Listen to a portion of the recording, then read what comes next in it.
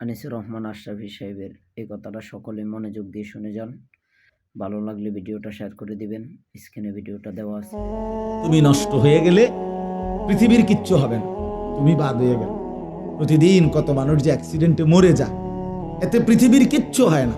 সূর্য ডুবেই যায়, চাঁদ উঠেই যায়, রাত শেষই হয়ে যায়, দিন শেষই হয়ে যায়, নাকি বলেন না ভাই? বলেন, ছেলেরা বলো ভাই, কিচ্ছু হয় না, কিচ্ছু হয় না। কারো জন্য পৃথিবী থামে না, কারো জন্য। রাসূলুল্লাহ সাল্লাল্লাহু আলাইহি ওয়াসাল্লাম স্পষ্ট হাদিসে আছে, নবীজির একজন ছেলে ইন্তেকাল করছিল, তখন সূর্যগ্রহণ লাগছিল।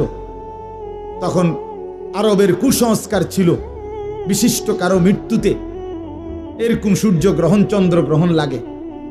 নবী সাল্লাল্লাহু আলাইহি ওয়াসাল্লাম বলছেন, না না না না না না, ইন্নাশ শামসা ওয়াল কামারা লা ইয়াখসিফানি লিমাউতি আহাদিন। না বেটা, সূর্য চন্দ্রের মধ্যে গ্রহণ কারো মৃত্যুর কারণে লাগে না। কারো মৃত্যুতে কিছুই থামে না, পৃথিবী চলতেই থাকে।